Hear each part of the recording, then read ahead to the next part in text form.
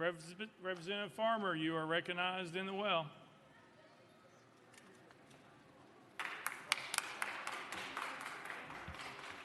Thank you, Mr. Speaker. I move adoption of House Resolution 63. Chairman Farmer moves adoption of House Resolution 63, probably seconded. Chairman Farmer. Thank you, Mr. Speaker. I request that the clerk read the resolution. Mr. Clerk, read the resolution. House Resolution 63 by Chairman Farmer, a resolution to expel Justin J. Pearson from his seat as a member of the House of Representatives in the 113th General Assembly of the state of Tennessee, elected by the 86th Representative District. Whereas Article 2, Section 12 of the Tennessee Constitution provides that each House may determine the rules of its proceedings, punish its members for disorderly behavior, and with concurrence of 2/3 expel a member, but not a second time for the same offense, and shall have all the powers necessary for a branch of the legislature of a free state. And whereas all members of the House of Representatives must comply with the permanent rules of order of the Tennessee House of Representatives for the 113th General Assembly, including preserving order, adhering to decorum, speaking only with recognition, not crowding around the clerk's desk, avoiding personalities, and not using props or displaying political messages. And whereas during the House floor 19th Legislative Day on March 30th, 2023, Justin J. Pearson of Shelby County, along with Gloria Johnson of Knox County and Justin Jones of Davidson County, did knowingly and intentionally bring disorder and dishonor to the House of Representatives through their individual and collective actions. And whereas at approximately 10:49 a.m., Representative Pearson and his colleagues, having gathered at Representative Johnson's desk, moved in unison to the well and began shouting without recognition. And whereas once gathered in the well and called out of order, Representative Pearson and his colleagues proceeded to disrupt the proceedings of the House of Representatives from approximately 10:50 a.m. until approximately 11:42 a.m. And whereas during this time, Representative Pearson and his colleagues shouted, pounded on the podium, led chants with citizens in the gallery, and generally engaged in disorderly and disruptive conduct, including refusing to leave the well, sitting on the podium, and utilizing a sign displaying a political message. And whereas during this time, Representative Pearson and Representative Jones used a bullhorn to amplify their protestations. And whereas these actions are done in open session in presence of and witnessed by the members and staff of the House of Representatives, and whereas it appears to the satisfaction of this body that Representative Pearson's conduct on March 30, 2023 constitutes disorderly behavior and justifies expulsion, and whereas such disorderly behavior on part of Representative Pearson reflects adversely upon the integrity and dignity of the House of Representatives of the state of Tennessee, place a cloud upon the action of this honorable body, and is inconsistent with the duty of a member of this body, and where it is deemed in the best interest of the people of the state of Tennessee and this body for Representative Pearson to relinquish his seat as a member of the House of Representatives, and whereas Representative Pearson has been given advance notice of the contents of this resolution and has been afforded the opportunity to debate the resolution on the floor of this House prior to its passage. Now, therefore, be it resolved by the House of Representatives 113th General Assembly of the State of Tennessee that pursuant to the authority under Article 2, Section 12 of the Tennessee Constitution, this body hereby expels Justin J. Pearson from his seat as a member of the House of Representatives of the 113th General Assembly of the State of Tennessee, elected by the 86th Representative District for his disorderly behavior occurring on March 30, 2023, and declares the 86th Representative District seat vacant. Be it further resolved that copies of this resolution be prepared and forwarded to Justin J. Pearson, the legislative body of Shelby County, the Honorable Bill Lee, Governor of the state of Tennessee, and the Honorable Trey Hargett, Secretary of State. Representative Pearson, you're recognized in the well.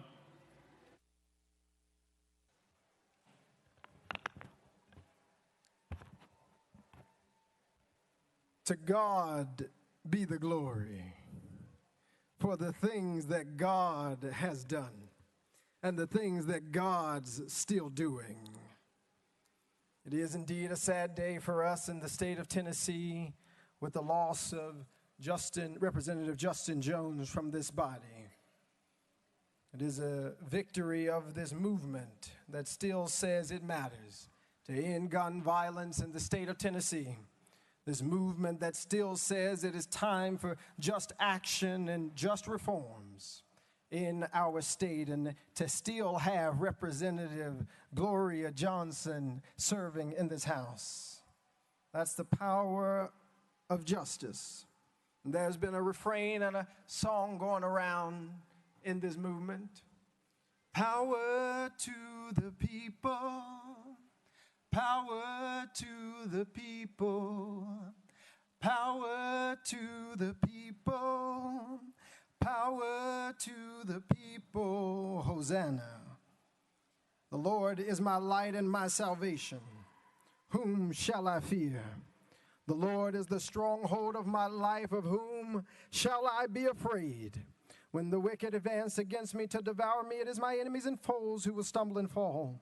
Though an army besiege me, my heart will not fear. Though war break out against me, even then will I be confident. One thing I ask of the Lord, this only that I seek after, that I may dwell in the house of the Lord all the days of my life, to gaze upon the beauty of the Lord and to seek God in God's temple. For in the day of trouble, God will keep me safe in God's dwelling. God will hide me in the shelter of God's sacred tent and set me high upon a rock. Then my head will be exalted. Above the enemies who surround me at his sacred tent I'll sacrifice. With shouts of joy and thanksgiving I'll sing and make music to the Lord. Hear my voice when I call, Lord. Be merciful to me and answer me. My heart says of you, seek God's face. Your face, Lord, I will seek. Do not hide your face from me. Do not turn your servant away in anger. You have been my helper. Do not reject me or forsake me, God, my Savior. Though my father or mother or siblings or colleagues might forsake me, the Lord will receive me. Teach me your way, Lord. Lead me in a straight path because of my oppressors.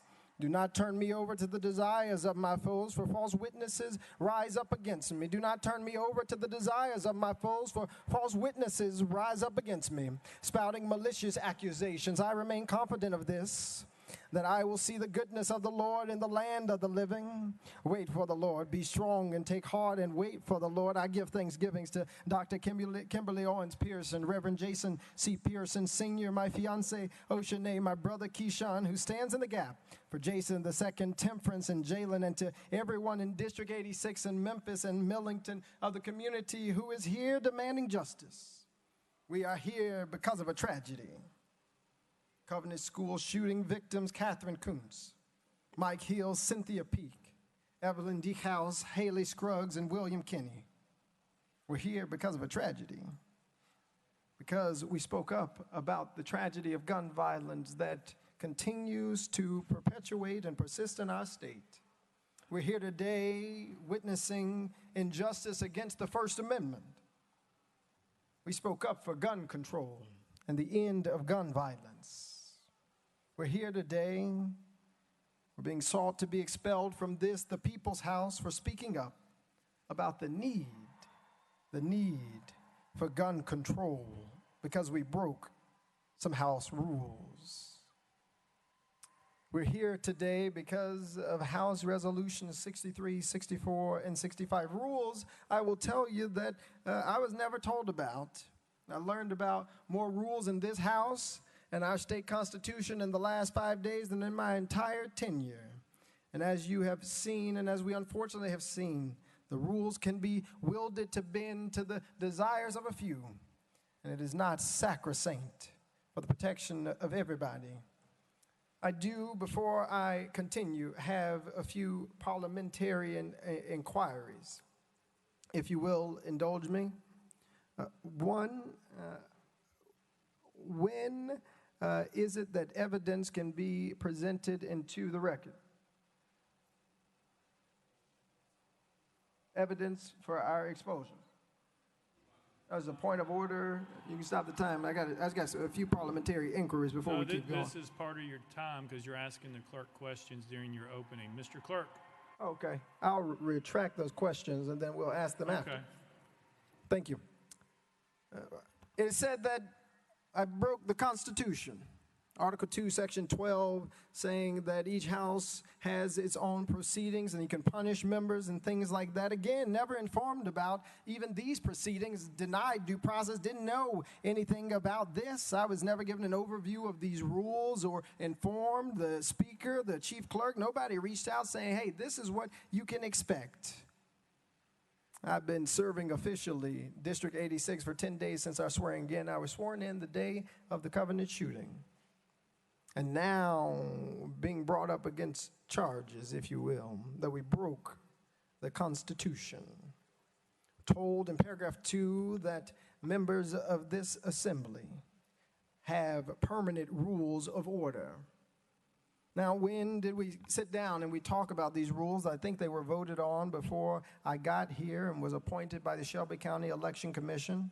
I was told that we were crowding around the clerk's desk, and I got to be honest with you, I just realized they're talking about this desk and not the one up there. It's a lot of things that are in these resolutions that seem to assume a lot of knowledge about what I am supposed to know or what we are supposed to know without real facts about what we have been provided information about. I'm told that I did knowingly and intentionally bring disorder and dishonor. Knowingly and intentionally bring disorder and dishonor. When we went up between bills, I walked to this hallowed house near this well, went up between bills after not being called on during welcoming and honoring to say we've got to listen to the people. We've got to do something. We've got to take action on gun violence. We've got to elevate this issue in order that we can create the necessary change that we need because we're exercising, and I exercised our First Amendment right. We're being told that that deserves an expulsion from the House because it broke a permanent House rule. And still, when we learn that a member of this body broke a permanent House rule in order for a video to be shown, there was no discussion even about what potential retributions might exist. If rules will be sacrosanct, if rules will be the end-all and be-all of this House, then that needs to apply equitably to everyone. But there is something that tells me it is not the rules being broken, it was what we were advocating for that folks have gotten very upset about. That we were advocating for people who have been murdered in our communities. We're advocating for people like my own classmate, Larry Thorne, who was slain by gun violence. We're advocating for people who are suffering in our communities. We're told in this resolution that I proceeded to disrupt the proceedings of the House of Representatives from approximately 10:50 until approximately 11:42. And my fiance, she's a lawyer-to-be, and I have to tell you, if you go back, and this is one of the questions that I have, and we can start working on pulling up, if you look at the video, at 10:50 a.m., this House is in recess. And the question that I'm pondering is it possible for House members to break permanent rules of order when the House is in recess? It's important that we unpack this. After SB 638 was passed at 10:49 a.m., I walked to the well, and the speaker section immediately said, "You're out of order. I call for a 5-minute recess. Leadership, come up here." There was no disruption of any House proceedings or business. We were in a recess where members were relaxing, went for walks, left the chambers, ignoring the cries of people asking for gun reform, asking to end gun violence. I didn't disrupt proceedings between 10:50 to 11:42 because it wouldn't have been possible. We were in a recess. But if you want to count the recess and say that our peaceful protests for red flag laws, our peaceful protests for gun control storage laws, our peaceful protests for the safety of kids like the ones at Covenant, our peaceful protests for the communities that we serve and the people that we represent deserve expulsion, then let's go through the timeline. There was a 10-minute peaceful protest on the House floor. And it was at exactly 11:04 where we walked back to that room with Leader Camper. Again, in the resolution, it says that we refuse to leave the well. In fact, all of the quote-unquote protest, except for maybe the first second or two, was called during a recess. And we still finished the business for the day. You keep going, and they say that we shouted and led chants with citizens. They said that we refused to leave the well. We had signs displaying political messages, and none of us believed that we were doing anything to deserve expulsion from this House. Speaking up on behalf of the last, the lost, the least, those who've been left out, those who've been ignored, those who've been silenced, but who refuse to be silent any longer, does not deserve expulsion from this House. The mic was cut off. We did use a mini bullhorn to listen and to project to the people in our community who were asking for change. The reality is, we were told this happened in the open presence of witnesses, but the gallery was cleared. The video and audio during this time, and you can see this with the chief clerk, and we can pull up that video. The video and audio during this peaceful exercise of our First Amendment was not even broadcast online. We're told that this was disorderly behavior and it justifies expulsion. Well, I've been looking, colleagues, at our permanent rules of order. And if you read Rule 19 of the permanent House rules that this body has voted on and have been mentioned several times today, there is a blatant contradiction in these resolutions that are asking for our expulsion and the permanent House rules for the 113th General Assembly. If you go to section 19, transgression of rules by member. Transgression of rules by member. And it reads this, and I'll read it into the record. Any member who, in speaking or otherwise, transgresses the rules of the House, the Speaker shall, or any other member may, call such transgressing member to order, in which case the member so called to order shall immediately sit down, unless permitted to explain. And the House shall, if appealed to, decide the case without debate. If there be no appeal, the decision of the chair shall prevail. If the decision be in favor of the member called to order, such member shall be permitted to proceed without leave of the House. If otherwise, such member shall not be permitted to proceed. And here's the important thing, and which is really important for we who are being told we deserve to be expelled because of a breaking of these rules. In case any member objects and continues, stays at the well, you might say, for more than 30 seconds or something, without leave of the House. And if the case require it, such member shall be liable to the censure of the House, not expulsion. Those are the permanent House rules we voted on, or I've been told. It is not the fact that we walked up to the well. It was what we came up here talking about. That's what's at issue here. We're told that we have hurt the integrity and dignity of the House that our people elected us into. We've received letters from Evan and Johanna and Evabel, Lucy, Heron, Nuseba, Lily, Makada, June, Jana. We've had folks like the Robinson family, the Fitzgeralds and others who come and reached out to us and said, thank you for standing up for right. Thank you for speaking up for such a time as this. And the reality is each of us have a responsibility to do so, to speak up for such a time as this. There is something I take issue with in paragraph 9 of our resolution. It says that it's deemed in the best interest of the people of the state of Tennessee and the body for Representative Pearson to relinquish his seat as a member of the House of Representatives. I want to be clear. We are not relinquishing our seat. With this vote, you are taking it. You are disenfranchising the people of District 86. You are disenfranchising tens of thousands of people in our state. We are not giving anything away. A few of my colleagues have talked about the Tennessee State Constitution in Article 2. But I invite each of you to go to Article 1, Section 2 of the Tennessee State Constitution. And it reads this way, that government being instituted for the common benefit, the doctrine of non-resistance against arbitrary power and oppression is absurd, slavish, and destructive of the good and happiness of mankind. That's what the forebearers of the state of Tennessee wrote. That's the Constitution you're talking about,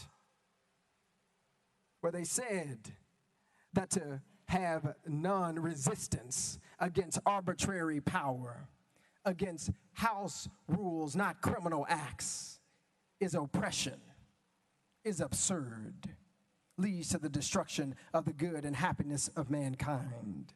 We've heard from thousands of people asking that we do something about gun violence. We must answer them. Whether it be in Memphis or Millington, whether it's conversations with folks like Mama Easter Knox or Sarah Gladney, or thousands of people in this chamber, outside this chamber, up top, who are saying, we've got to do something. We've got to do something. It is those who are demanding and should be telling us what's in the best interest of our people. And what is in the best interest of our people, from what we have heard, is the end of gun violence. What's in the best interest of our communities and of our people are folks who are willing to pass just legislation. It's folks like those grandmothers who couldn't make it today but are watching today, who want to be ensured that they will be safe and our communities will be safe. It's Jermaine, my intern who shadowed here at this Capitol, who said, I want to make sure that going to school isn't going to lead to my death. Our silence about gun violence is the antithesis of what is in the best interest of the people of the state of Tennessee. This week especially, Holy Week, we remember also Dr. King and the forebearers of the civil rights movement who taught us about civil disobedience as a way to get action. Dr. King taught us that sometimes there's a consciousness above rule, above what you might say is law, and that the true forms of protest is nonviolent disobedience. For less than a few minutes, we and you are seeking to expel District 86's representation from this House in a country that was built on a protest. In a country that was built on a protest. You who celebrate July 4th, 1776, pop fireworks and eat hot dogs. You say to protest is wrong because you spoke out of turn, because you spoke up for people who are marginalized. You spoke up for children who won't ever be able to speak again. You spoke up for parents who don't want to live in fear. You spoke up for Larry Thorne, who was murdered by gun violence. You spoke up for people that we don't want to care about. In a country built on people who speak out of turn, who spoke out of turn, who fought out of turn to build a nation. I come from a long line of people who have resisted. I come from a long line of people who have fought injustice. I come from a long line of people who know what it means to face adversity in difficult days, who knows what it means to have words that mean something, that doesn't call peaceful protesters insurrectionists, doesn't call people who advocate for the end of gun violence the folks who would actually kill law enforcement officers. Talking about children and teens who are being persecuted by the words that we speak. And I must say to you, as I wrap up this portion, that we all have a responsibility. We all have an obligation to do what is just, to do what is right, and to do what is fair. And what I can promise to those of you who have cried today, those of you who mourn the seeming end and assault on our democracy, what I can say to folks who are worried about whether or not, as one sign said, am I next? What I can say to you is that the movement for justice can never die, because the heart for justice can never be killed, because it lives and it beats in each and every one of us. It cannot die because we will not let it die. I'll tell you that folks have tried to kill it. They tried to put it on a tree called Calvary. They tried to kill hope and love, but resurrection is always guaranteed after persecution.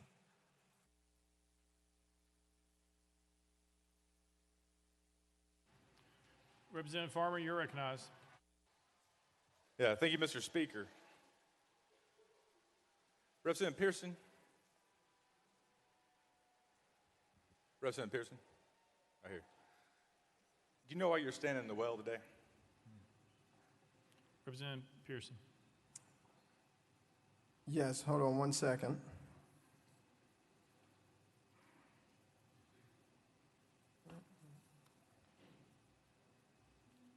Representative Farmer, yes, sir. Yeah, I was just going to ask to pause my time if he's going to. No, I'm actually not doing what y'all typically. Representative Pearson. Yeah, I'm actually not trying to run out of your time like y'all do to us or to me. I was actually just looking for a piece of paper. I'm here in the well right now because I came to this well using our First Amendment rights to speak up after the violent killing with assault rifles of beautiful human being Catherine Coons, Mike Hill, Cynthia Peak, Evelyn Deekhouse, Haley Scruggs, and William Kinney. Representative Farmer. Thank you, Mr. Speaker. No, you're wrong. You're in the well today because you broke rules of decorum. Wouldn't you agree? Representative Pearson. I believe I'm in the well today because you have put forward a resolution that says that it's more important to expel voices of dissent than do the work of justice, which is fighting to end gun violence in the state of Tennessee. I believe that I'm in the well today because I, with the courage of ancestors and family and loved ones in community, stood up and spoke up for folks like my classmate Larry Thorne, who can speak no more because of the proliferation of guns in Tennessee. I believe that I'm in the well today because you have decided that it is not right to have debate. It is not right to listen to the voices of the minority. I believe I'm in the well today because on the day that we wanted to honor the thousands of people who protested, we were denied that opportunity. I believe that I'm here because you feel in your heart that it is right to persecute someone who has committed no crime, who has only broken what you call a House decorum rule, which according to Section 19 of the House Permanent Rules of Order say that at worst the thing that should happen is censure. But instead, you have brought forward a terrible resolution to deprive and disenfranchise thousands of people in Shelby County of a representative who will and can speak and advocate for them. And I believe, Representative Farmer, that that is wrong. Representative Farmer.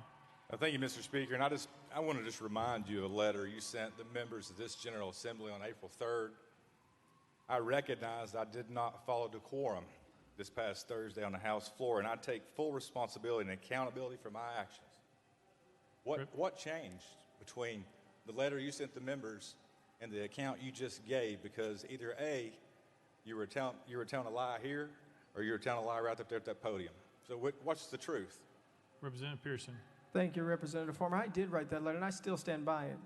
We broke, I later learned, rules of House decorum by coming up to the floor, and I do take full accountability and responsibility for my actions because I don't want the names of Catherine Coons and Mike Hill and Cynthia Peak and Evelyn Deekhouse and Haley Scruggs and William Kinney and folks like Larry Thorne to go into an ether of silence.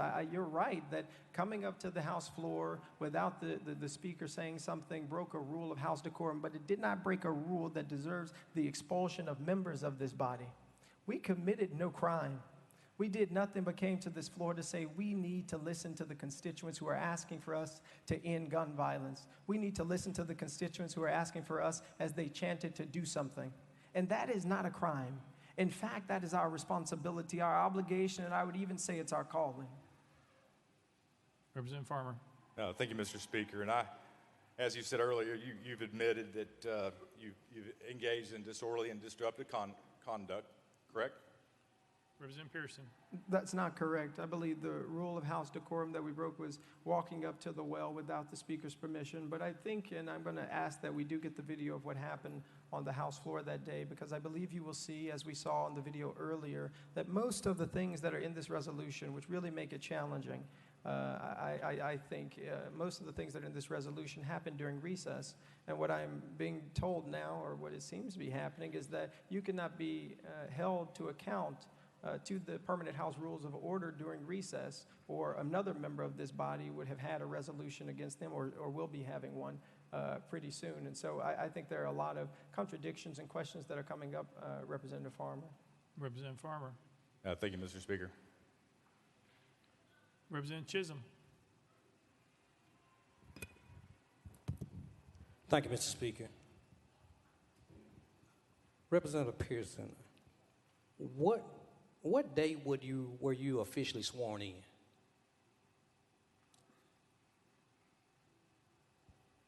Oh, sorry, Representative Pearson. I was sworn in on the 27th, so Monday last. Representative Chism. The 27th of March. So I bet you've learned a lot about the House rules over the last few weeks, huh? Representative Pearson. Yeah, most certainly have learned a lot, and we're really fortunate to also serve in an interim role to see how this house operates. And I have to say, the way that it operated today was quite different than what I've seen in past sessions. Representative Chism. Thank you, Mr. Speaker. Members, I'm standing here to fight for our member. I'm standing here to fight for all of our members. Because we have a new member standing in a well defending his right to even be here. A member who was sworn in less than 2 weeks ago. A member that is just learning the decorum of this body. A member who is proving himself to be hardworking, articulate, eloquent. And although this member moves a little bit different than most of us, matter of fact, I even go as far to say he moves different than I do. But this is a member that deserves to be a part of this body. This is a member that I've seen with my own eyes works so hard for his community, who I've seen fight tooth and nail the injustice in his community, who fought gun violence, who fought for clean water so that the state could continue to have it. A member since over the last 2 weeks I've seen study more than I've seen many of us who've sat here for years. So members, many of you all know that it's rare for me to get up into this chamber and speak. But I have to speak to the humanity of everyone in the room. Forgiveness. We're all taught to be forgiving.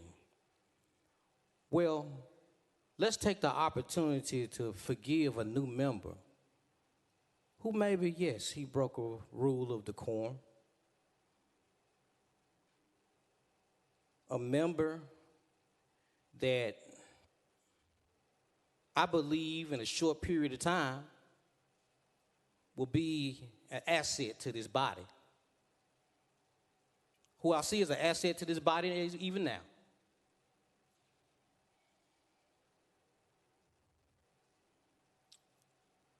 Members, it's been said many times that we've seen many members of this body violate rules and are still here, who violated decorum in a much severe manner than a member that's standing in the podium, who are still here.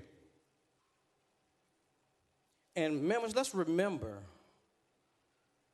that as we talk about forgiveness and as we talk about the member in question right now, let's remember who's watching us right now. Let's remember who's in the hallway.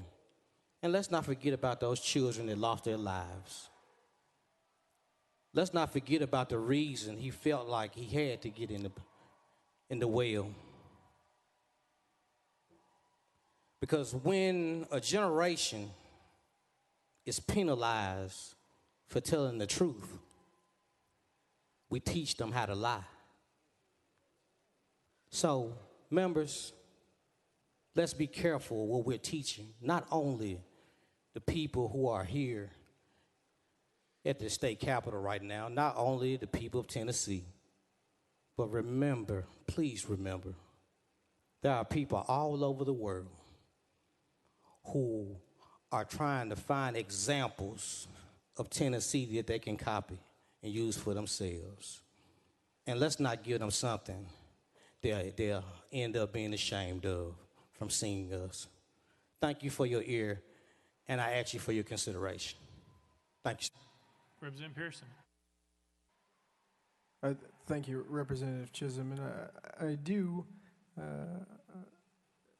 take issue with some of these things, particularly some of these rules. And I think some of not necessarily the rules in and of themselves, I realize it was passed by this body before I got here.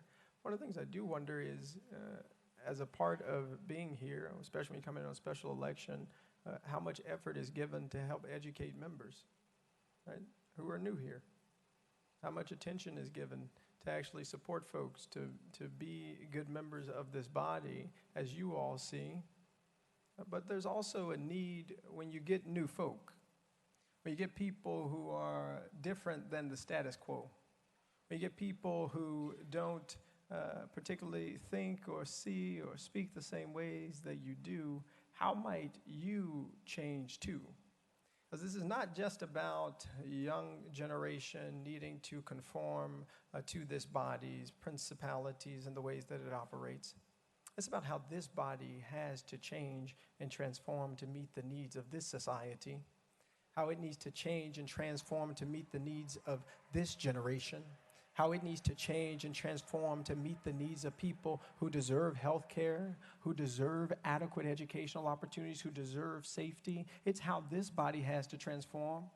It is not just about how we need to think differently or operate differently. It's about how this body can operate differently. And I'll tell you what, today was the first day in about 2 months that I've been here that there has been actual debate on the House floor.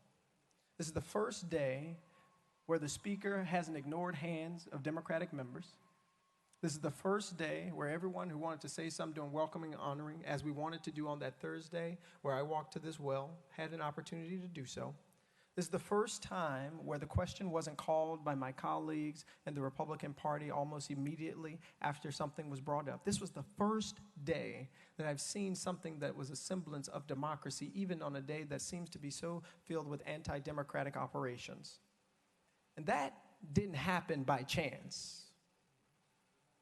That happened because a few folk had some courage to stand up and say the way we're doing things is wrong. That's people power.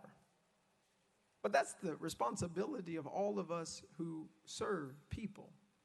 It is not just to go with the status quo in and of itself because that's the way that things have always been.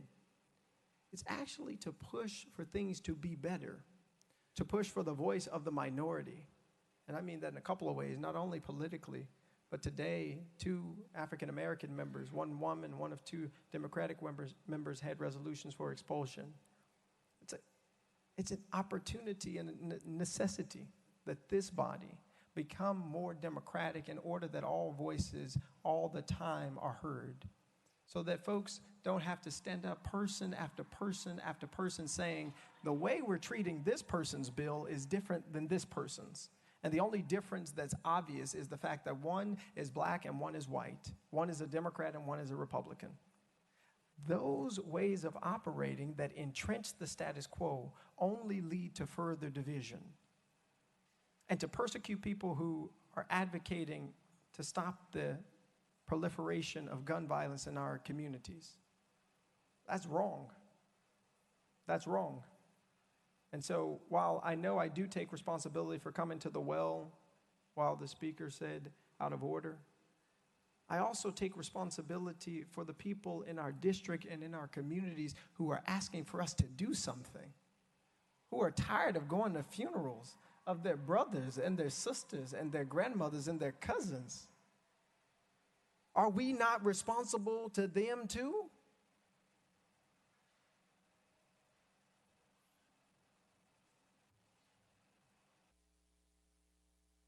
I'll take any other questions. Representative Farmer. Thank you, Mr. Speaker. You know, as I'm listening, I'm thinking to myself, you don't understand. You don't truly understand why you're standing there today. You don't truly understand why I authored that resolution. And it wasn't an easy thing for me to do. But I'm hearing you blame this on your youth. But just because you don't get your way and you grab a couple friends doesn't mean you can come to the well while we're conducting business in session. Other members are waiting to have their bills to be heard. They have constituents too, 60, 70,000 times another 80. Millions of people. Just because you don't get your way, you can't come to the well, bring your friends, and throw a temper tantrum with an adolescent bullhorn. It doesn't give you the right to enrage folks that are here to watch this body conduct business and talk about things you know good and well that we've worked very hard to protect our children here in the state of Tennessee. Very hard.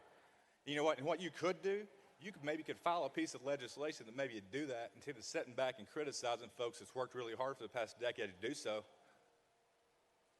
That might be a place to start. But certainly don't start by commandeering the well while we're conducting business here in this Tennessee General Assembly. That's why you're standing there, because of that temper tantrum that day, for that yearning to have attention. That's what you wanted. Well, you're getting it now. So I just advise you, if you want to conduct business in this house, file a bill. Be recognized, stand there and present it, and pass it. All you got to do is pass the bill. Representative Pearson. Now, you all heard that.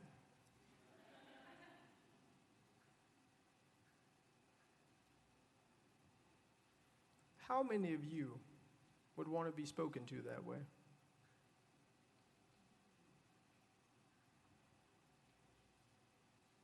How many of you would want to be spoken to that way? We're not talking about politics. We're not talking about even gun violence. How many of you would want to be spoken to that way?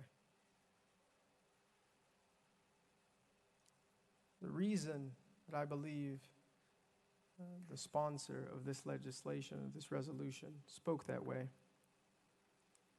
is because he's comfortable doing it. Because there's a decorum that allows it. There's a decorum that allows you to belittle people. We didn't belittle nobody. What we said was that we cannot be beholden to gun lobbyists, to the NRA. We can't be beholden to organizations that don't want to see us make progress on gun violence. We can't be beholden to folks who don't want to see us help save our communities and protect them. But there's something else I think that the sponsor of this resolution has alluded to, and there were a few things here that you said that I want to address. He called a peaceful protest a temper tantrum. Is what's happening outside these doors by Tennesseans who want to see change a temper tantrum? It's Sarah, whose son Noah was at the Covenant School. He survived. He's 5 years old.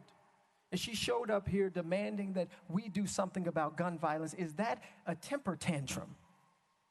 Is elevating our voices for justice or change a temper tantrum?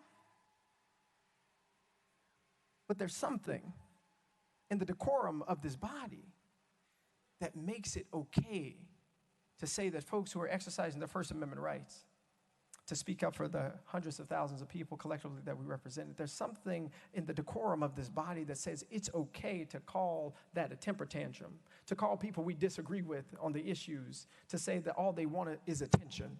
But I'll tell you what, I don't personally want attention. What I want is attention on the issue of gun violence. But instead, we're here with a resolution you put up talking about expelling me for advocating for ending gun violence in the state of Tennessee. I'd much rather be talking with you about legislation to protect Shelby County and to protect our communities than talking about why we don't deserve to have our representation lost because we came to the well of this house saying we've got to do something. That's what I would like to be doing. And so you brought attention or tried to bring attention to me, but I want to turn the attention to the people. The people who will never be able to throw a temper tantrum for gun violence. You know, the Larry Thorns, the Catherine Kuntzes, the Mike Hills, the Cynthia Peaks, the Evelyn Decaus, the Haley Scruggs, the William Kennedys, who will never have a chance to throw what you call a temper tantrum for justice, for gun reform, for the ending of gun violence. They'll never have a chance because we haven't taken our oath seriously. Because we don't take people who we disagree with seriously. We tell them, you just are throwing a temper tantrum. And again, these are the same folks who live in one of the greatest democracies, as we've been told, in the United States of America. A place and an institution, in fact, I would argue, that was built on protest. an institution that was built on people throwing temper tantrums against injustice and what they viewed as injustice. It isn't a temper tantrum to say that kids should actually go to schools that are safe. Neighborhoods shouldn't have to have thousands of police officers to be safe. We shouldn't have to worry about going to the grocery store, as in some cases going to the movie theater, and someone coming with an assault rifle and killing us. That's not throwing a temper tantrum, sponsor. That's just asking for us to do right. You said something else. You said, you don't understand why you're here. I promise you, I fully understand why I am here. I am here because the people in District 86 brought me here. I'm here because the people in District 86 asked that we might fight for justice against the status quo here. I'm here because we are subversive to the status quo. One that is young, one that is diverse, one that calls into question the ways that we have been operating that are not working. Because if they were working, those kids would be alive. Larry would be alive. People in our communities and in our families, TJ would be alive. If the system was working the way it was supposed to, because my cousin would be alive. But that's not what's happening. And look, I wrote y'all a letter. I hand-delivered a letter to everybody, and I said, look, I take full accountability and responsibility for my actions on the House floor and that it broke decorum. I told y'all that. And I also told you that there was in no world or way that I thought that would lead to us being expelled from this house that we got elected into by our constituency. Who would have ever thought that? That for 30 seconds or less before the speaker called a recess could lead to our expulsion from the State House. That is anti-democratic. That is not right. That is not just. So yes, I still take full responsibility for my actions. I know exactly why I am here serving. I know exactly why I'm fighting for our community, why I'm fighting to continue to be in this institution to help create change. I know exactly why I'm doing that, and I know exactly why this resolution was brought forward, and I don't think it has a lot to do with the 30 seconds before the recess. I think it has to do with the issue that we were talking about. You said something else, that we are just criticizing folks and setting, instead of just setting back and criticizing folks, put forward some legislation. Well, some good legislation has been put forward, y'all. I hear representatives on our side have legislation that can lead to protecting our communities, including red flag laws and gun storage as well. And I ask that you might work to actually pass that legislation, because we are going to continue to fight for just legislation. We're going to continue to fight to ensure that more lives are not lost to the epidemic of gun violence in our communities. And so, yes, if I'm expelled from this house, I will not have the opportunity to fight for that legislation as a member, but you can believe that I will continue to fight for our communities and to fight for just legislation in the state of Tennessee. With that, if anyone has any more questions or comments. Representative Beck.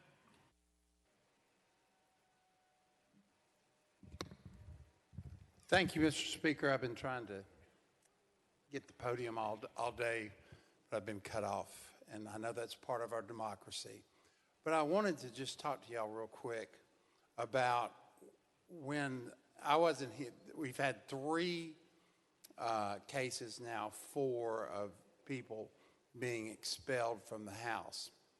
The only one that I've been at was Jeremy Durham up until Representative Jones earlier. But Jeremy Durham, about half of y'all were here then. I kept hearing that Jeremy Durham did not have his due process. Do you remember that, the ones who were here? Due process, due process. So let's talk about due process just a minute. Due process is under the Constitution, where if we take your life, liberty, or property, there's a process that the government has to go through. And obviously, we're not sentencing him to death. Obviously, we're not taking his liberty by sending him to jail. But we are taking his property. His job is his property. His elected position in this House is his property. And because of that, and we are a government entity, he deserves, Representative Pearson deserves, and all three of them deserve due process under the Constitution. We've heard a lot about the Constitution today, but this is rock solid due process. And under the due process, you've got to have inquiries. You've got to, we heard about under Jeremy Durham, had a ad hoc committee to investigate it. The Attorney General appointed a committee to investigate it. And yet we still get to, months later, not a week later, months later, we get to a position where we are in a special session to expel Jeremy Durham. That was months, years maybe, after the first accusations of the sexual harassment came out, and other accusations. But where I'm going with this, ladies and gentlemen, is that none of these three were given their due process. There was no investigation. If there was an investigation, if there was a time, then maybe these articles of expulsion would have been correct, would have been accurate. We keep hearing different things that different accused that are said that they have been done. Well, if we would have slowed this down, given them due process, like anyone that we're taking their property from, then yes, we would be in a lot better position to make a decision on young Representative Pearson. And a point of order, I've got a question for the clerk. Mr. Clerk.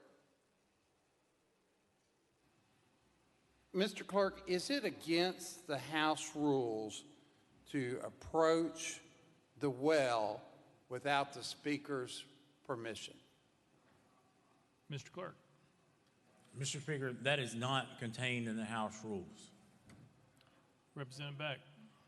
So when young Representative Pearson admitted to breaking decorum because he went to the well without the permission of the Speaker, in fact, he was not breaking House rules or House decorum. He didn't know that he wasn't breaking House rules or House decorum. So when he says that he did, he was actually in error. Mr. Clerk. Mr. Speaker, I believe part of the issue was that the members weren't recognized, which is part of the rules. Representative Beck. But the representative said earlier he thought he broke the rules because he came to the well without permission, which that was not a violation of our House rules. And with proper due process, all this could have been vetted, and we would have been in a process where we would have seen the video that was spliced from 4 different angles, 4 different people who took it, and been able to authenticate it and given you true due process. Representative Pearson. Yeah, Bill, I appreciate that, and I'm still learning a lot about these rules, as you see, and appreciate you sharing that. And what I agree with is that this has not been a very fair process. We were told Monday that we'd be expelled Thursday. We're never given any idea of how this process would work, whether or not we would even have, how much time we would have to be here before you, to talk to you all about the reason that we needed to remain here. We weren't given due process, but this wasn't and isn't fair. And I think what ultimately has happened, and this is the tragedy of this moment, is this very undemocratic process has already led to the expulsion of one member from the State House General Assembly, Representative Justin Jones. And operating in this way means that it doesn't have anything to do with the rules. The rules that are being broken, which seem to become more finite, could have been addressed by Section 19, which would have led to censure, which you all passed in the Permanent House Rules of Order for the 113th General Assembly, could have led to censure. But to expel members from this body that we were duly elected into doesn't have to do with a breaking of a rule or something like that even. I think it has to do with working to silence the voices of people calling for action and change, particularly as it relates to gun violence. I don't want us to forget that. Right? We're here because we were not recognized when it came the time to talk about gun violence, and it was time for us, and it is time for us to do something.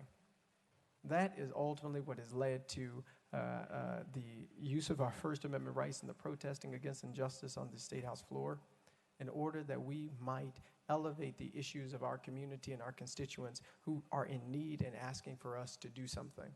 And so it's very helpful to know that the rule I even thought I broke wasn't even a rule in the first place.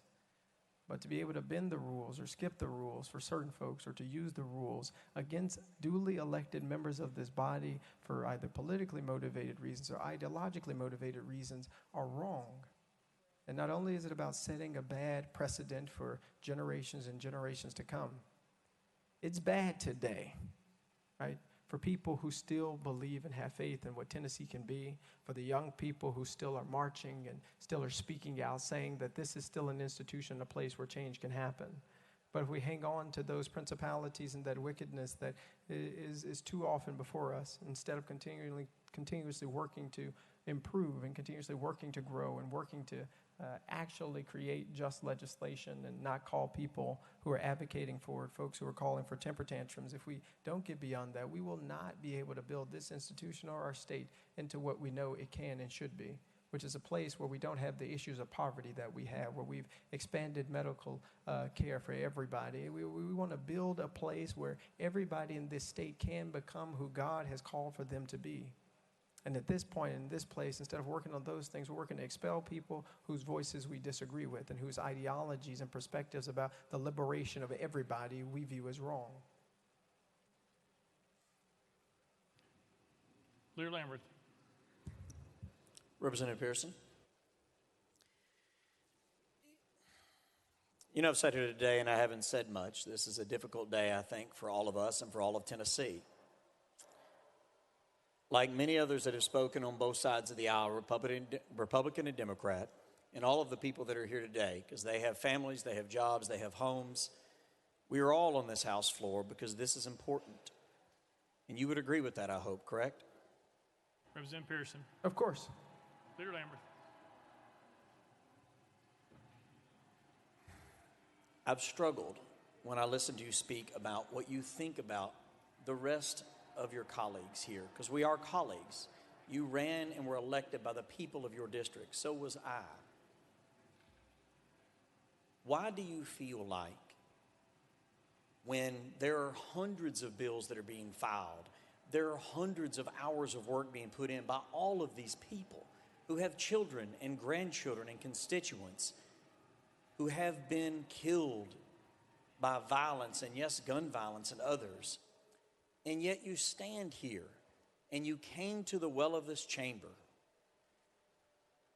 and silenced 96 other voices. And the stuff you have said, because I respect you, I actually literally respect you. You're a very intelligent individual. You're very zealous. You're very passionate about what you believe in. I am passionate about my constituents as well. I don't want any child anywhere in this state to be in danger. You've heard me say those words, but you don't seem like you believe that any of us care about our constituents as much as you care about yours. Though many people in this body have served their communities for decades, both Republican and Democrat.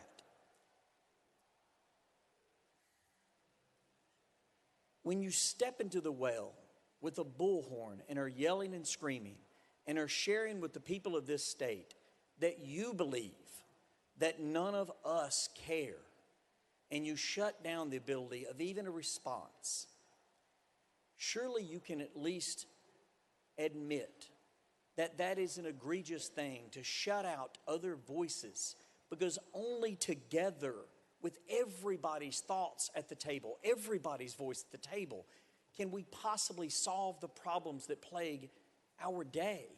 Every single voice is important. Yours, mine, everyone's. Does it not matter to you that in doing so, you shut down every other voice and elevated yourself even above the very families who were going through hell because their loved ones were killed? And it appeared to us as if in that broach of protocol, it's not about the rules. It's about that you elevated yourself above the very dead bodies that had not been put in the ground yet. How can you not get that? We all of us, want to make sure that there's no more children killed. Surely you get that, but I'm going to give you an opportunity to respond. I understand that your voice matters. I would ask that you explain to this body why you feel like ours do not. Because on almost every single bill you've spoken, and I think your questions have been illuminated in certain issues that I might not have thought about because I haven't walked in your shoes and you haven't walked in mine. But those rules are there so that we can have this back and forth instead of people just shouting at each other in which nothing gets resolved. I wanted to share that because I wanted to hear your thoughts on how coming to the House floor with a bullhorn and drowning out the voice of my constituents is helpful in this exchange, because this is the way that I know how to resolve things, to talk about them and share ideas and share our differences in a way that comes to better results. What are your thoughts on that? Representative Pearson. Leader Lambert, you're wrong. I don't think that one person's voice is more important than anybody's, especially the 96 or so other folks. But what about the thousands of people who were here that Thursday who you never recognized? What about the thousands of people here who your colleagues never made eye contact with or smirked at and gave a thumbs up or laughed at? What about the thousands of people who came here saying, we need to end gun violence and we need you to do something, and they were called insurrectionists by the Speaker of this House? What about the thousands of people who marched the streets of Nashville and came up to this Capitol asking that we do something, but instead of getting just legislation that might protect our schools, we're saying put more guns in schools? I have to tell you, Leader Lambert, I'm shocked that you would say that you care so much about debate in this moment. I am, because I've seen and talked with a young person today who said they came to you and they were talking with you, and there was another representative, Representative Jones, there, and he was trying to speak with you, and you yelled at him, "I've heard enough from you, young man." You said that to another equal member of this body. And so it is hard for me to now listen to you, a person who has yet to put forward legislation that I believe or that I think has had the true input of other members of this House and other members of this body's input that could actually help protect and save our communities. I haven't heard you talk about the red flag gun laws that you're ready to propose. I haven't heard you talk about the gun storage bills that you're ready to propose. I haven't heard you talking about those things or putting resources or money towards our communities that are suffering from gun violence. I haven't heard you do those things just yet. And so it is very difficult for me to stand here now for you to think that I am trying to elevate myself above the people who were killed at Covenant or my own people, like Dr. Yvonne Nelson or Larry Thorne or T.J. Crutcher. It's really difficult for you to look me in the eye and tell me that I'm putting myself above people who have been killed by gun violence, who I know personally and who I don't know personally but advocate for. When in this House, on that day when we returned, instead of putting forward just legislation, we moved on as business as usual. We had only one representative to speak about the shooting at Covenant, and we moved on. So don't tell me, sir, that debate is so important to us when you didn't stand up and tell the Speaker we need to make sure that all members can speak now. Go ahead, Leader Lambert. Leader Lamberth, the first 5 ran out. That was his 5. We'll put you back on the list and come back to you. I'm sorry. Sorry. No, we don't. We'll come right back. It's fine. We'll be back in 5 minutes or less, potentially. Representative Harris.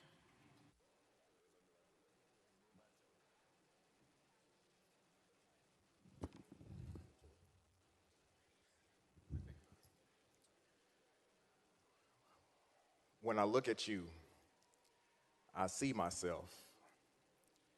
If I'm unable to see you as my brother, then it is my vision that is blurred. I don't want to talk to the members about this. I just want to talk to you directly as another young brother in this legislature. I remember when I first got here, I think that I would walk by people, even now I still do, and one thing every member is going to be able to say is that I speak to every single person. I'm going to say, hey, how are you? How's it going? I'm going to speak to every single person. Everybody doesn't speak back. So we're going to talk about silence. On these committees that we serve on, I understand where you're coming from on this because a lot of times there is a lot of silence. You can ask to speak on something and it's going to be silenced.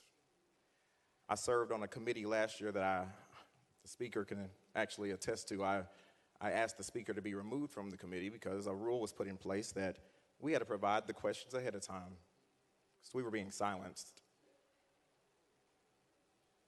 I look back at a few weeks ago, I was in a committee and the chairman, who I have the utmost respect for, heard me ask for a question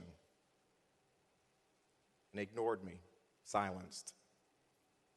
It happens so often here. We have to find our place.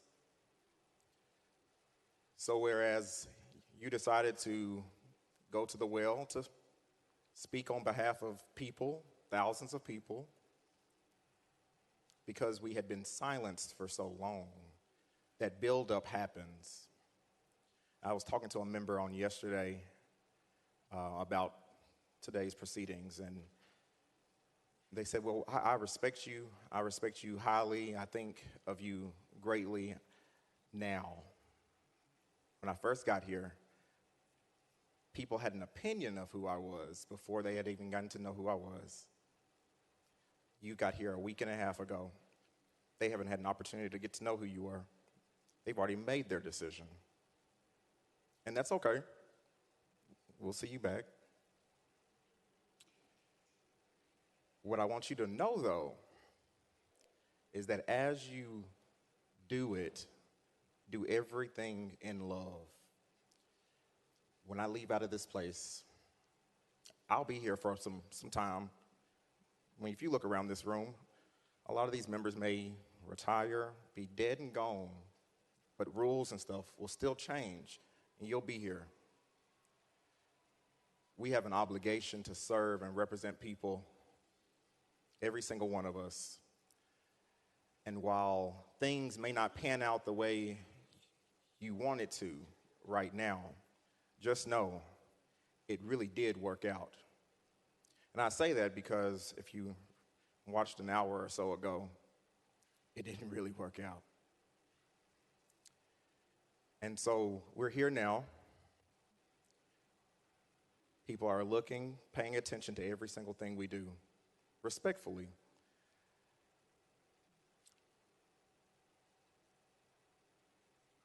We had a member from our community that was murdered, Tyree Nichols. Murdered.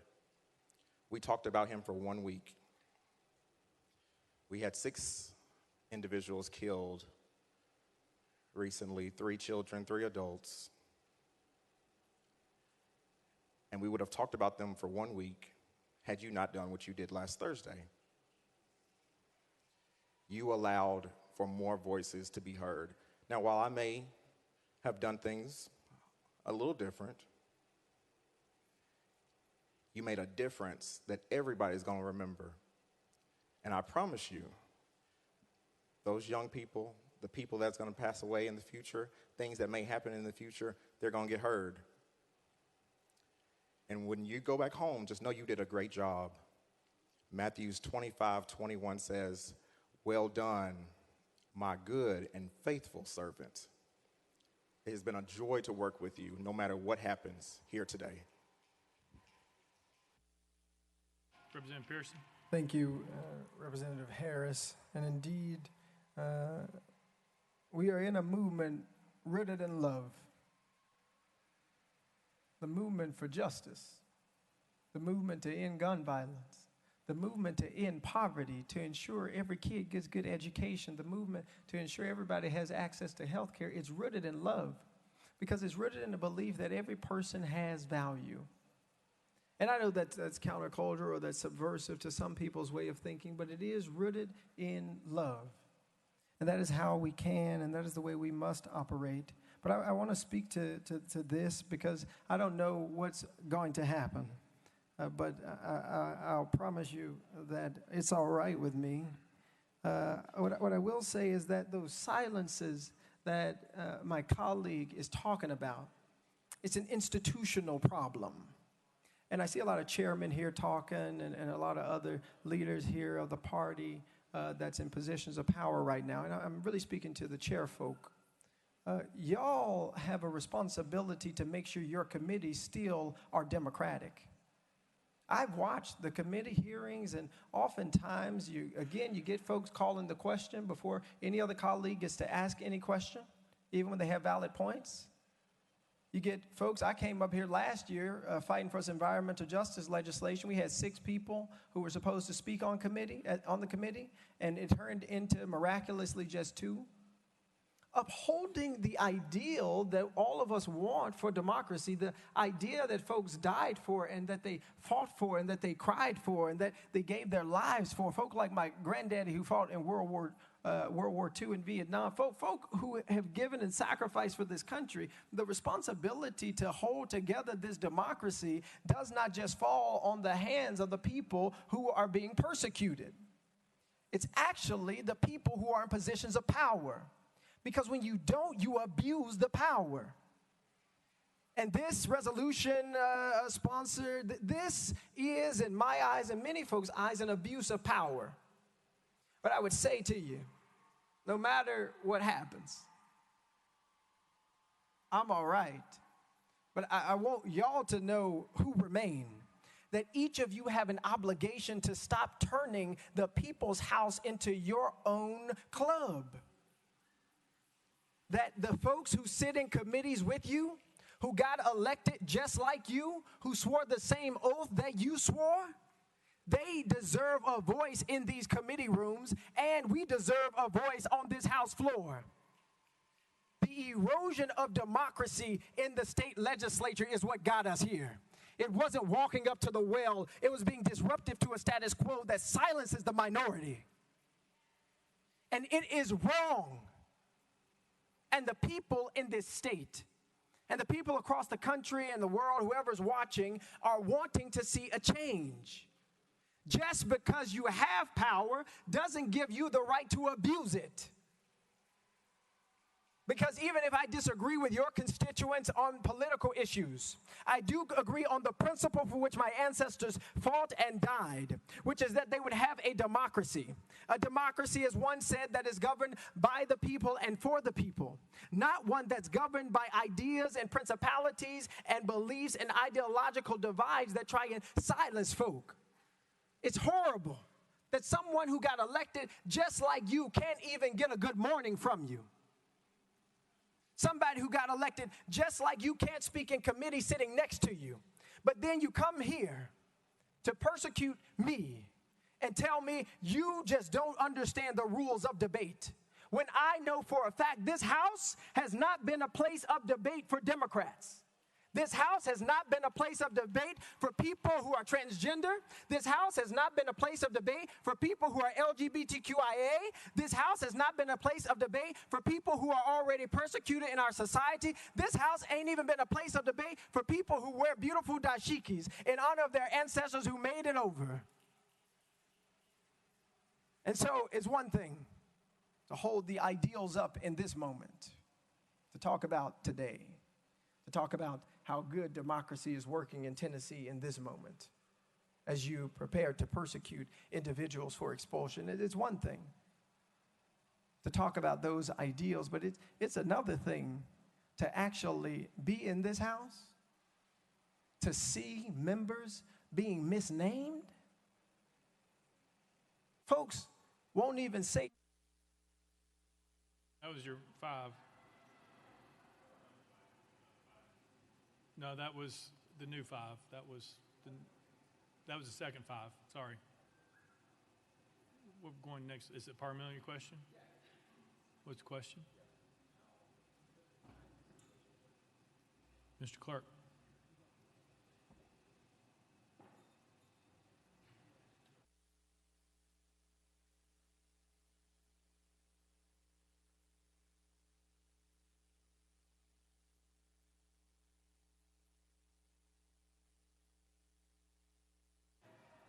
Got it. All right. Representative Hawk.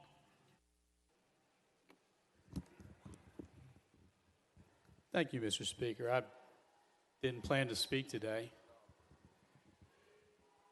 We're talking about the committee system, and we're talking about floor actions like this is something new. The supermajority that we've heard about through conversations today, that's what's new. The Democratic Party had control of both bodies of the legislature for 140 years. And early on,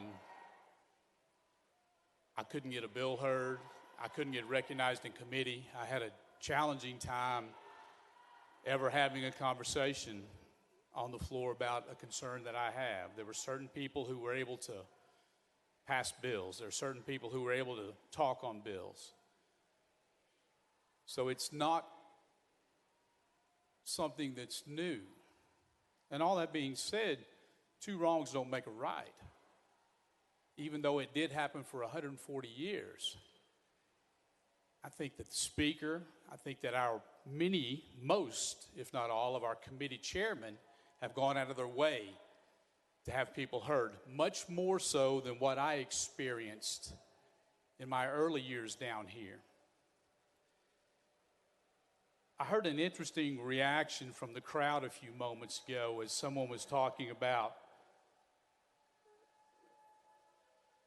when this legislature changes and when members who may be here now may be dead and gone.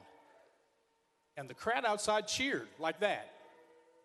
The crowd cheered when that was mentioned. And that hurts my heart that anyone could wish or laugh when we're talking about our members being gone, members being dead and gone. That's what's being discussed. We talk about the focus not being on an individual, but we're seeing that individual right now bring the focus to himself. I heard there was also said earlier, people had opinions of who I was before people even knew who I was. And we were talking about how to learn the rules and how many rules there are and how it's a challenge to learn the rules in such a short time. And one of the way I learned the rules down here was from senior members.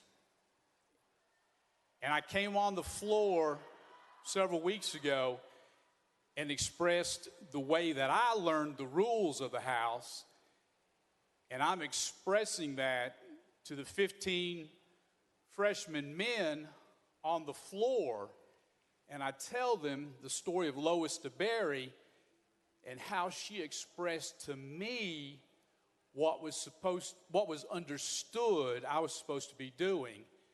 And I took that advice in good faith, and I never made that mistake again. The reactions that we have seen began calling me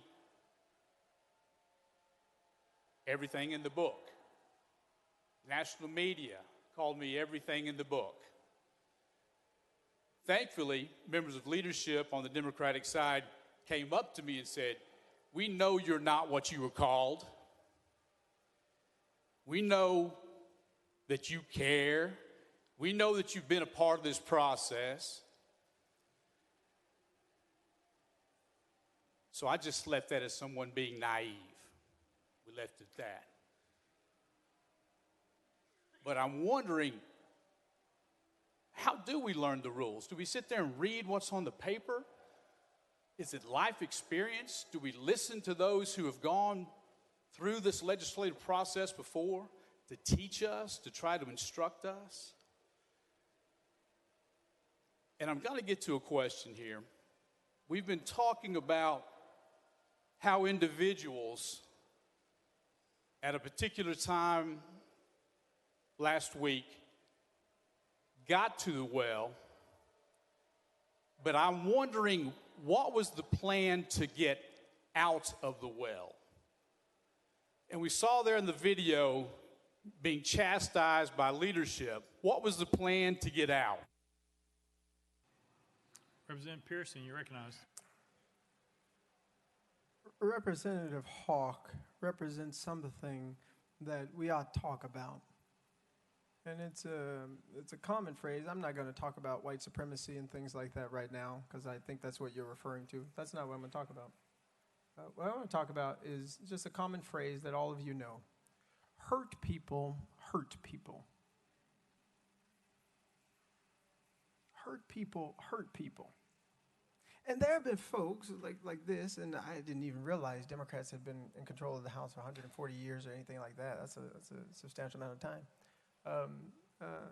But in what the representative said was given reasoning or license for mistreatment of other members that are not currently in the majority.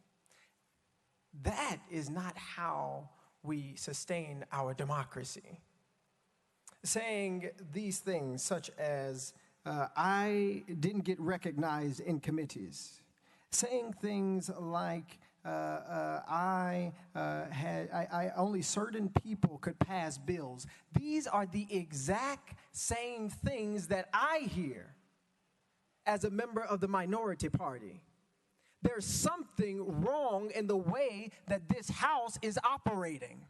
And when it got called into question in a peaceful protest to end gun violence, the response was not, what could we do to do something different? What could we do to do something better? How can we recognize that this change is something that the people in this state are demanding and asking for? It wasn't, how do we listen to the parents and the children who are protesting, not calling them insurrectionists? It wasn't, what can we do to make sure this body responds to the needs of our communities, not with just spending hundreds of millions of dollars on more war or weapons of war, or doing things like lowering the age requirement for people to get guns. The idea was to now arm teachers. It was not, what do we get from the people who came to listen and to show up and be a part of the process, as you call it. That wasn't it. Your hurt continues to cause you to hurt people.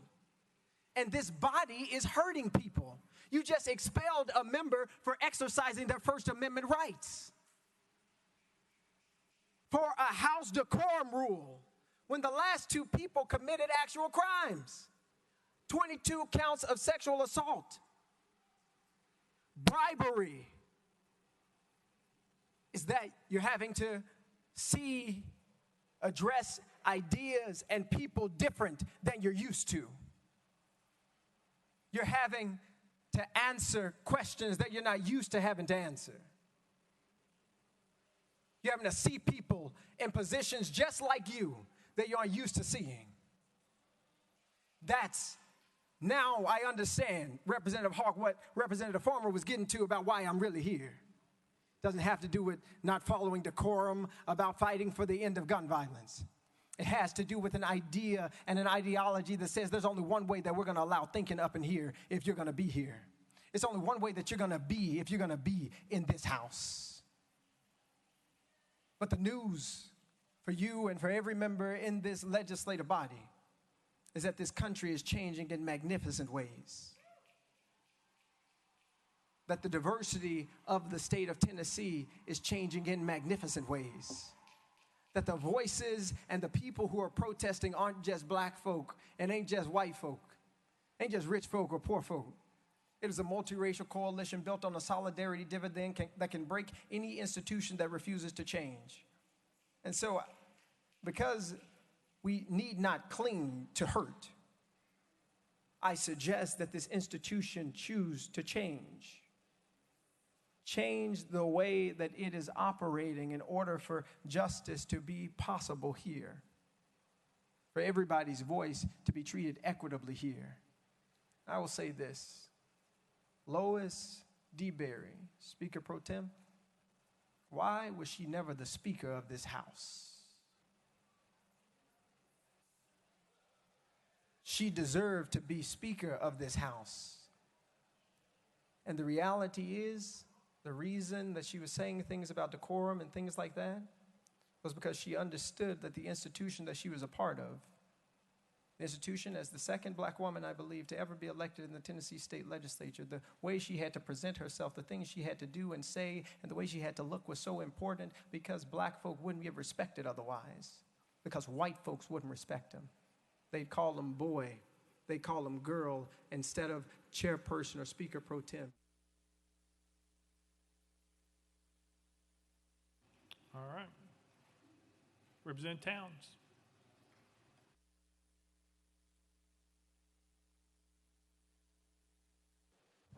Thank you, Mr. Speaker. Mr. Speaker, here again, and members, I'm going to say that this House right now should be in mourning. We really should be in mourning after the incident at Covenant with the 6 beautiful souls that untimely transitioned. That's what we still should be doing, watching the flags fly at half-mast.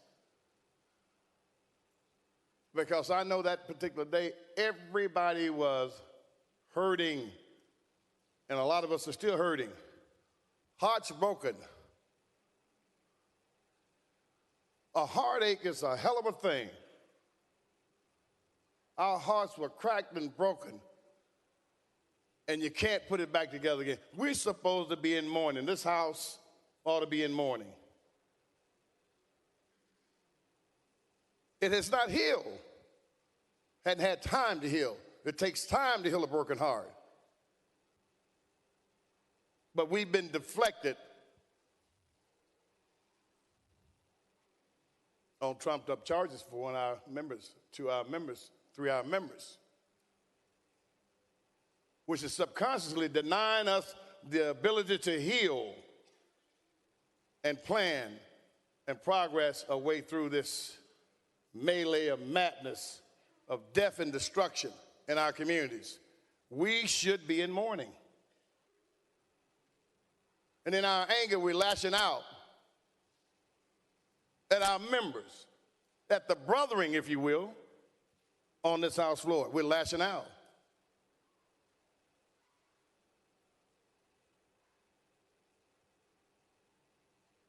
That is not Christian. That is not kindness. That is not brotherly. And that's not something that we should act that way towards our colleagues. As I've shared with you, none of our members should be expelled because there were other measures if there need to be anything done in terms of discipline. We had other measures.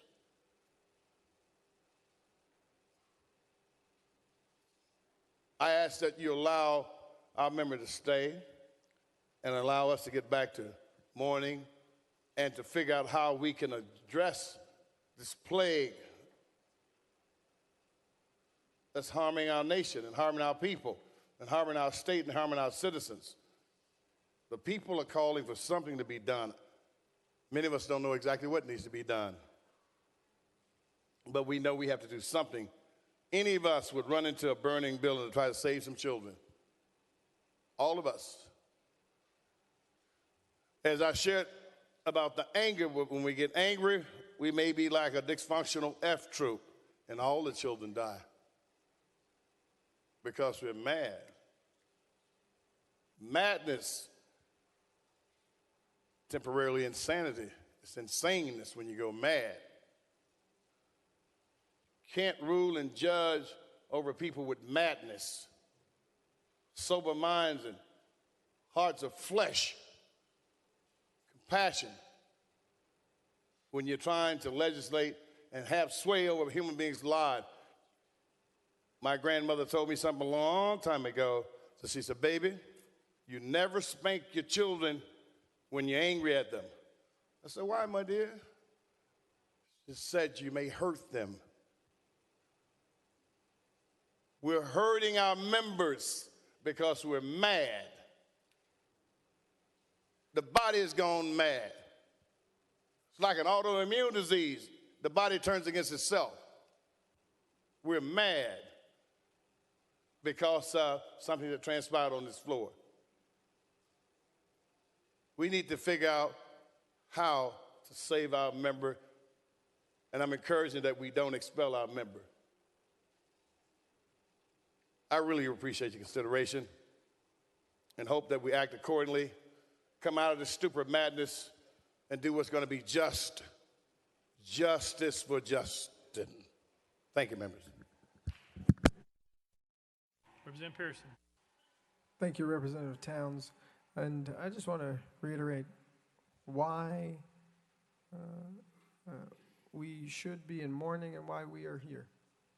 I don't want to forget Representative Freeman's district, the catalyst for this conversation. And unfortunately, instead of it being a catalyst today for the passing of those laws, it's about expelling myself and 2 other members of the House. We have in this state a proliferation of guns, and we have significant incidences of gun violence. That is the reality of what's happening in the state of Tennessee. That is a real issue that needs to be addressed.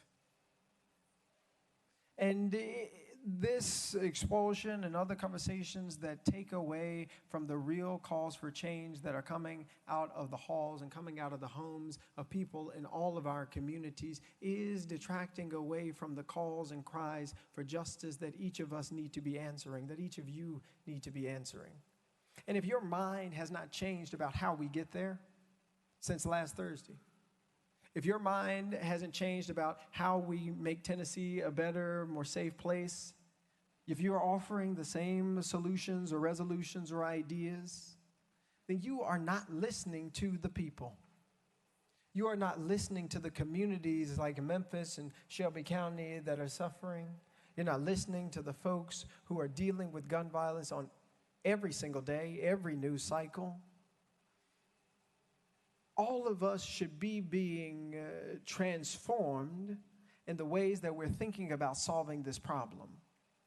But instead of being transformed to do something to solve it, we're silencing folks who said we've got to say something. The resolution isn't expulsion.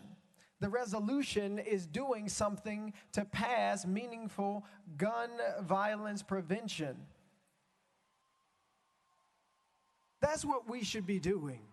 That's what you should be doing. Saying, how do we prevent incidences like what's happening to folks like Larry, all the way to folks like at Covenant? How do we actually prevent this from happening by ensuring that this proliferation of gun violence ceases on our watch? That's what folks are calling for, asking for, and demanding. And that's what I will continue to call for and ask for and demand, because we can do it. It is possible for this legislative body to pass more just laws. Now, whether the will is there is up to each and every one of you. It's up to you to decide whether or not we need red flag laws. It's up to you to decide whether or not we're going to pass gun lock storage laws. It's up to you to decide whether or not we're going to stop folks who shouldn't have guns from having AR-15s that can send hundreds of rounds through people's schools and homes and bodies.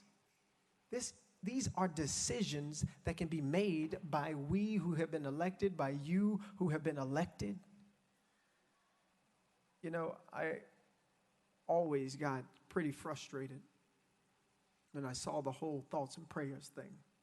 You know, it always bothered me, because I always said, the people in power must do something. The people in power will do something. I believed naively. And then I had the opportunity, because some folks at age 93 and 88 and 81 and 70 went to the polls to cast a ballot, not just for Justin, but for justice.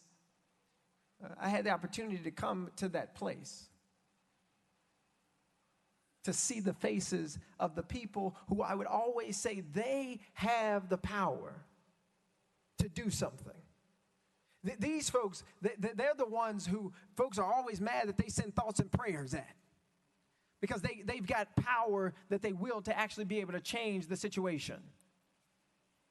But instead of looking into these faces and seeing a dogged determination to change what is going on, I'm seeing a dogged determination to expel me and expel the voice of District 86 in this state house, because we know we need to have an end to gun violence.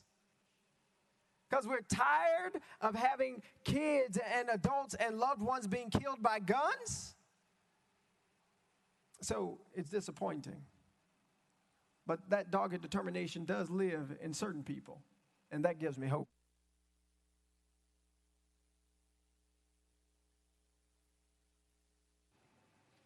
Yes, it is.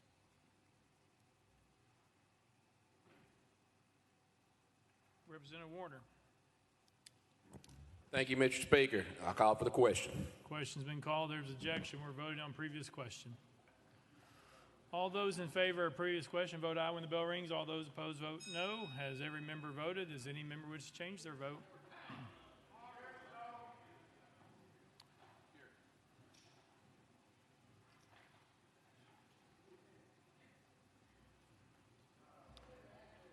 Mr. Clerk, take the vote.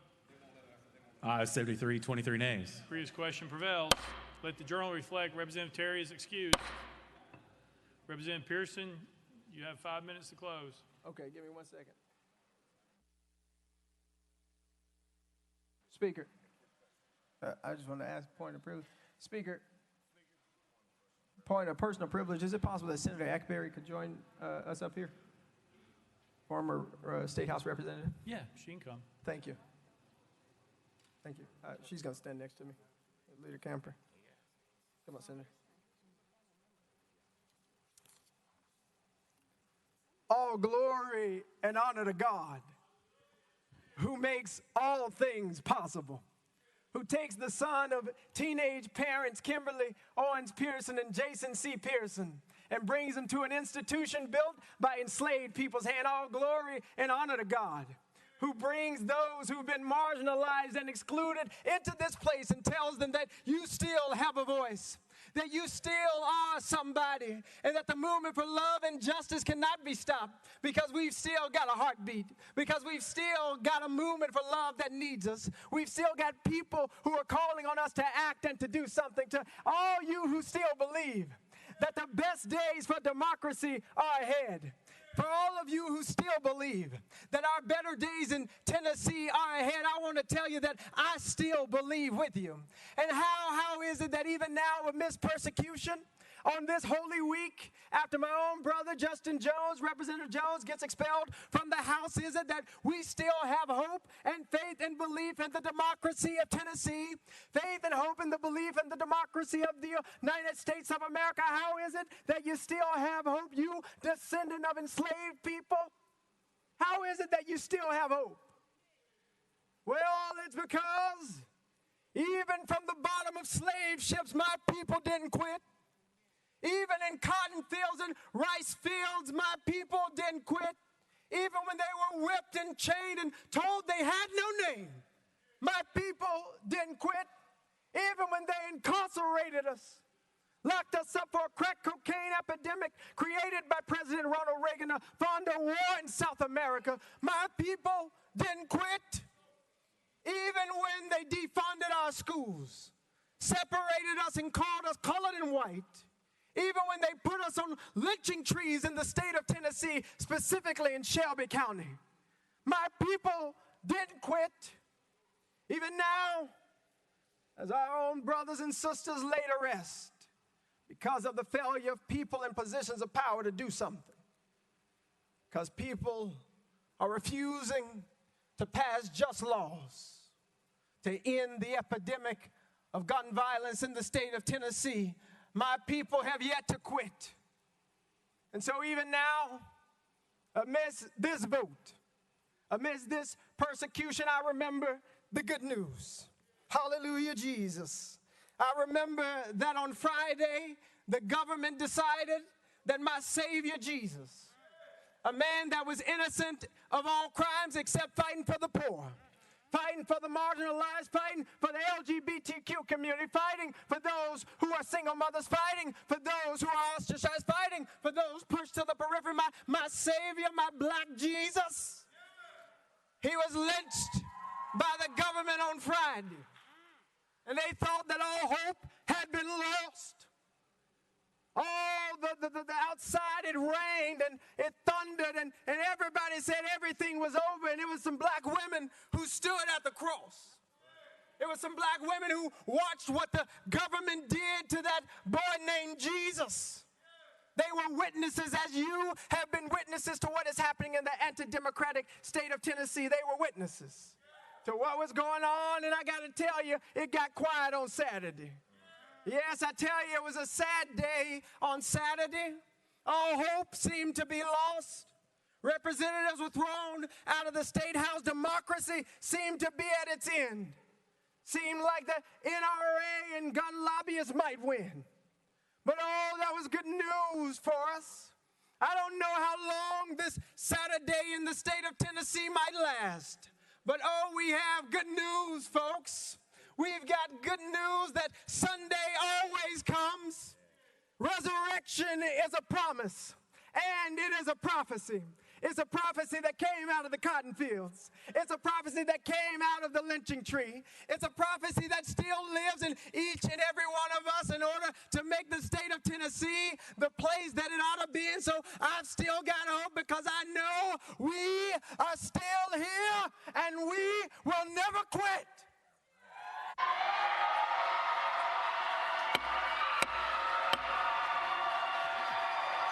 Out of order.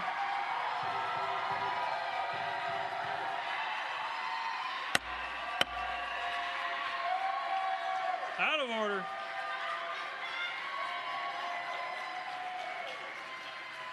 We're voting on House Resolution 63. All those in favor vote aye when the bell rings. Those opposed vote no. Has every member voted? Does any member wish to change their vote?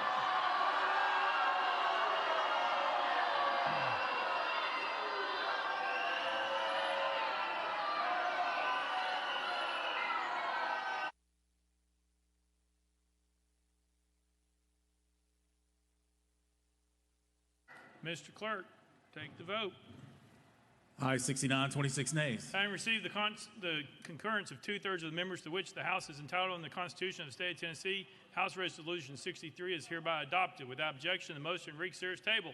Pursuant to Article 2, Section 12 of the Constitution of the State of Tennessee, I hereby declare Representative Justin J. Pearson of the 86th Representative District expelled from the House of Representatives of the 103rd General Assembly of the State of Tennessee. Next order, Mr. Clerk. Announcements. Announcements. Next order, Mr. Clerk. Roll call. Roll call.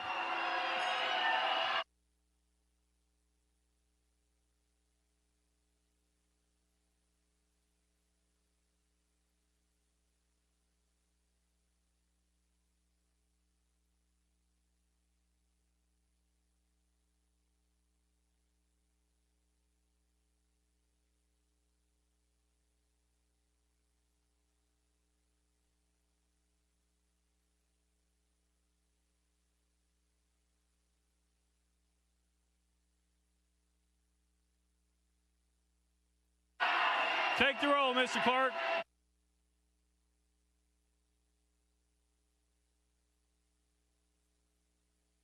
Mr. Speaker, 89 members present. Leader Cochran, you're recognized. Leader Lamberth, you're recognized.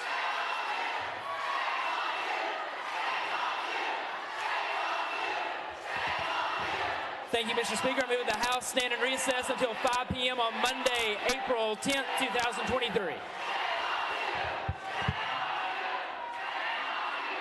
Without objection, the House stands in recess till 5 p.m. on Monday, April 10th, 2023.